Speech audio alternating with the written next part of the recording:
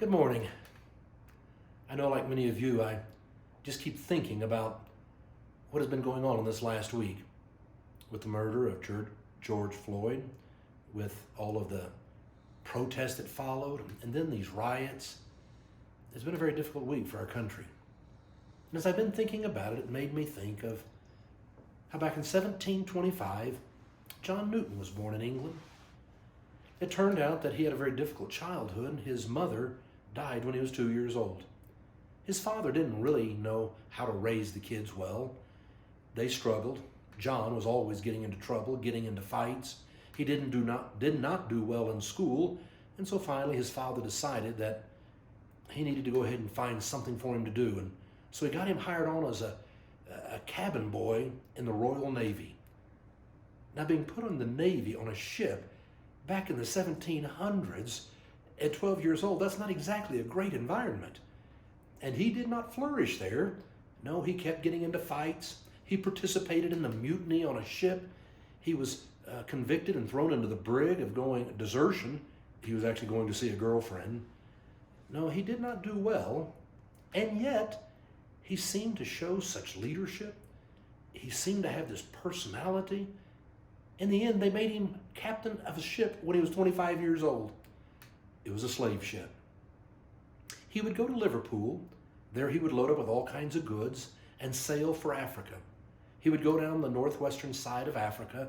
There he would trade all of these goods, and then he would load up slaves.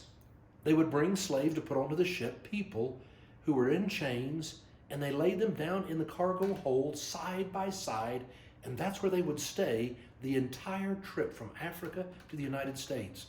You can only imagine how many died. When they finally arrived in the United States, they would be sold into slavery. It was a horrible thing. He would then take the money and other goods from the United States and sail back to England. And he would do this over and over again.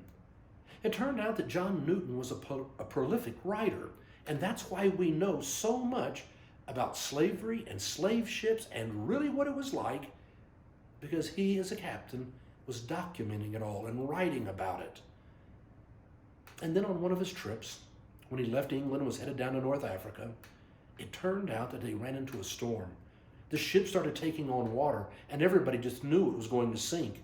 And it was John Newton who found himself standing on the deck looking into the wind, and he was screaming, "Lord, have mercy on us." It so shocked him, because that's not something he would say. He was not a religious man. He went down below into his cabin in shock. He wanted to think about this. Where did those words come from? Lord, have mercy upon us? I know he spent some real time thinking about it, and he finally came to believe that maybe God was trying to work in his life. It was the beginning of a spiritual journey. He would be a captain for 2 more years. But now, as he began doing this, he couldn't sleep, and it bothered him more and more when he saw the inhumanity of slavery and how other human beings were being treated, and he knew it was wrong. And so he left the Navy. He left being a slave captain and decided to go back and become a minister. He went and got his education. He became ordained as a priest in the Church of England. And it was in 1760 they sent him out to Olney. Now you think about that, 1760. What else was going on in England? John and Charles Wesley. It was Charles Wesley who was running around all over England calling people into a religious revival. And he got people into small groups so that during the week they would read the Bible, they would be praying, they would be worshiping. Faith became a part of their whole life, not just something on Sunday. And John Wesley was adamantly against slavery. So John Newton became a real fan of John Wesley and what he was doing and what he stood for.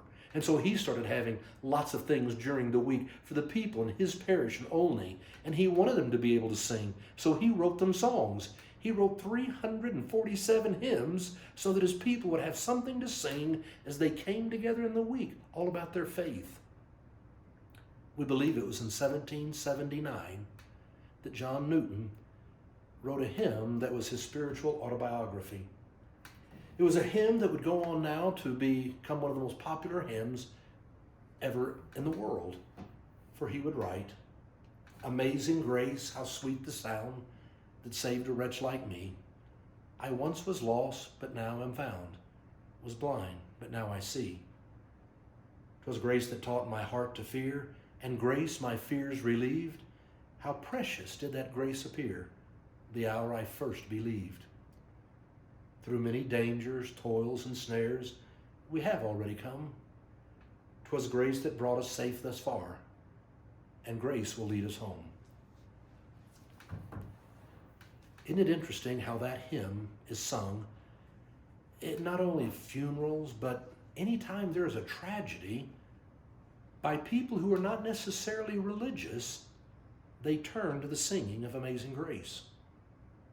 It just seems to be something that everyone resonates, whether they are churchgoers or not.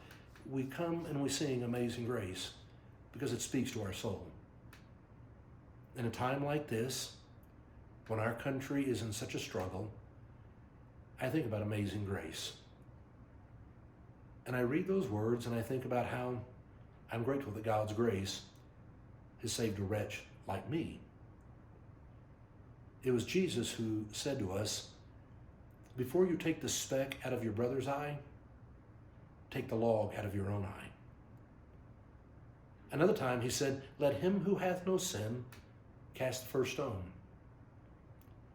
Now I believe right now it's very important every day that we reflect upon our own lives, that we are honest with ourselves in the light of God's grace. And then I can do better as I look at those around me. And I remember as I look at all of those around me, we all stand in the need of God's grace. And it is God's grace that can save a wretch like all of us and help all of us to begin to treat one another differently. Today, I hope you'll go out and live in a spirit of grace, grateful for the grace that God has given to you. And maybe then you can extend that gift of grace to others. It really is because of God's grace. It's because of God's amazing grace that you and I can love our neighbor. No exception. Have a great day.